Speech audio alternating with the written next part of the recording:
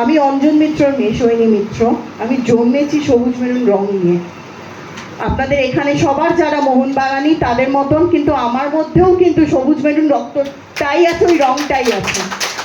হ্যাঁ, তো এই যে অন্যদিকে যে ঘুরিয়ে দেওয়া হচ্ছে তাই সেটা আপনাকে এখানে বলছি। আর আমি 2011 থেকে আমি আর টুপলাই একসঙ্গে কিন্তু মোহনবাগানের ইসিতে ঢুকেছি। আমরা কিন্তু 3 বছর নয় যে আমরা ঢুকেছি, যেটা অনেক সময় আমি অনেক ক্ষেত্রে দেখলাম। আমরাও কিন্তু 2011 থেকে আছি, আর আমিও কিন্তু আমরাও দেখছি যে কিভাবে মোহনবাগানের কি ঘটেছে কি না ঘটেছে। তাই 2018-র ঘটনাটাকে আজকে আপনারা যারা এখানে ছিলেন আপনারা কিন্তু কেউ ভুলতে পারবেন না, বা ভোলেনও নিয়ে হয়তো, যা এজিএমে যেটা ঘটেছিল আর মোহনবাগান স্টেডিয়ামে ঘটেছিল। আজকে এজিএমে যার জন্য যে ঝগড়াটা হয়েছিল, সেই টুম্পাই সে যে কি করেছিল একজন জিএস এর সঙ্গে, সেটা আপনারা অনেকেই দেখেছেন। আজকে আমি কিন্তু ওর কোনো উত্তর দিতে পারছে না বলে আজকে কিন্তু ওটা দিক ঘোরানো হচ্ছে। তাই আমি আজকে একটা কথা এখানেই বলছি যে আমি টুম্পাইকে আমি একটা চ্যালেঞ্জ দিচ্ছি যে টুম্পাই, যদি ক্ষমতা থাকে সামনে এসে বলো যেটা মিথ্যে। এখানে এখন 2018-তে উনি যে বলছেন না, উনি যে আজকে লড়ছেন কিসের, জিএস পোস্টের জন্য। তো আরে আগে সেই পোস্টটাকে রেসপেক্ট করতে শেখো।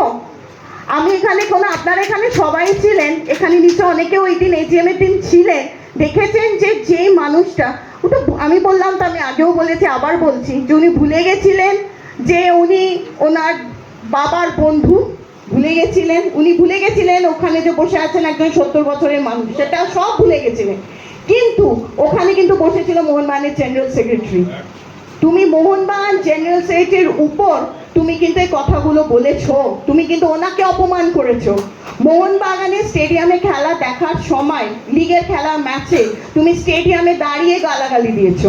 এটা কিন্তু অস্বীকার করতে পারবে না, কারণ এটা তো লোকের মধ্যে হয়েছে। তাই ও এখানে কি না অন্যদিকে ঘোরানো হচ্ছে সেদিকটা। আজকে 5 বছর হলো বাবা গেছে, কিন্তু আজকে বাবাকে কি চোখের জল দিয়ে কিন্তু আজকে বেরোতে হয়েছে মোহনবাগান থেকে, বা 5 বছর হলো বাবা পৃথিবী ছেড়ে চলে গেছে। কি কারণে আজকে মোহনবাগানে কি না, আমি জেনারেল সেক্রেটারি আমাকে পোস্টে বসতে হবে যেভাবে হোক, তার জন্য ওনাকে স্কেপগোট করা হয়েছে। কেন না বলা হয়েছে যে এই সম্পর্ক দুই বোস ফ্যামিলি, মিত্র ফ্যামিলি নাকি এই সম্পর্ক ভাঙিয়েছেন, স্কেপ উনি করেছেন। আচ্ছা আমাকে বলুন তো, যদি সেটাই হতো তাহলে 2018-তে যখন জেনারেল সেক্রেটারিতে তো টুটু কাকু এসেছিলেন, 2020-তে যখন উনি রিজাইন করে চলে গেলেন, যদি ওনার জন্য হয়ে থাকে তাহলে উনি কেন জেনারেল সেক্রেটারিতে বসলেন না 2020-তে? কেন ওখানে টুম্পাই বসলো? তাহলে এটাই প্রমাণ যে 2018-তে যখন এইটা বলা হচ্ছে যে ওনার জন্য নাকি ঝগড়া হয়েছে, তাহলে সেটা নয়। আর সত্যি বলতে গেলে 70 বছরের সম্পর্ক, তারা স্কুল একসঙ্গে আরম্ভ করেছেন, তারা বিবেকানন্দ ইনস্টিটিউশনে পড়তেন একসঙ্গে, তারপর তারা কলেজ করেছে সেন্ট জেভিয়ার্সে। তাহলে একটা সম্পর্ক বন্ধুত্ব, সেটা একজন 25 বছরের সম্পর্ক ভেঙে দিল, তাহলে কতটা ডেপথ আপনি বলতে পারেন এই সম্পর্কের মধ্যে? হ্যাঁ, কিন্তু এই সম্পর্ক বন্ধুত্বের রিলেশনটাকে কিন্তু আমার বাবা অল ইম্পর্টেন্স দিয়েছিল। তাই যখন টুটু কাকু এসে জেনারেল সেক্রেটারি অপোনেন্টের নমিনেশন ফাইল করেছিল, বাবা বলেছিল মোহনবাগানের তো আমার সব থেকে প্রিয়, কিন্তু তার থেকে আমি টুটুর সঙ্গে আমি এ নিয়ে ঝগড়া করে তাই আমি নমিনেশন উইথড্র করে নিচ্ছি। উনি কিন্তু ওনার বন্ধুত্বটা দেখিয়েছিলেন। আজকে ওনার চোখের জল নিয়ে কিন্তু উনি খুব কষ্ট পেয়েছিলেন যে এটা আমার সঙ্গে করলো। এটা কিন্তু ওনার কাছেও যথেষ্ট কষ্টের। আজকে আমি দেখেছি আমার বাবা কতটা কষ্ট পেয়েছে, বা তার সঙ্গে তারপরেও যারা যারা এখানে আমার সঙ্গে তখন ছিল তারা কিন্তু সবাই দেখেছে আমার বাবা কি কষ্ট পেয়েছে।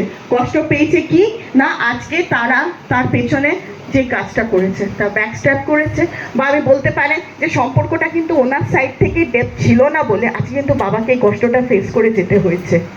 বাবা সব সময় কিন্তু আজকে যখনই যা হতো, বাবা সবসময় সেই রেসপেক্ট, সেই বন্ধুর গুরুত্বটা কিন্তু অলওয়েজ বোসরাম টুটু কাকুকে দিয়ে গেছেন। দেখুন আজকে টুটু কাকুর বাবা তো কষ্ট করেই মোহনবাগান এসছে, তাদের কি বাবারা ছিল? বাবারা তো ছিল না। তারা কিন্তু মানে বছর তারাও মোহনবাগানের সমর্থক, মাঠে গিয়ে খেলা দেখেই কিন্তু আজকে তারা তাদের যোগ্যতা নিয়েই কিন্তু একজন প্রেসিডেন্ট, একজন সেক্রেটারিতে বসেছেন। তাহলে সেই যোগ্যতা নিয়ে গেছে টুম্পাই আসো। কেন টুম্পাই আজকে এটা করতে হচ্ছে যে আমার বাবার যারা বাবার কন্ট্রিবিউশনের জন্য আমাকে বুঝতে হবে? বাবা হিসেবে তো সবার কাছে তোমার তার আশীর্বাদ থাকবে, কিন্তু আজকে কোথায় আছে যে না আমার বাবা কাজ করে গেছে বলে ভাই আমাকে ভোট দিন, আমি বসবো এখানে? যোগ্যতাকে তো তাকে প্রমাণ করতে হবে।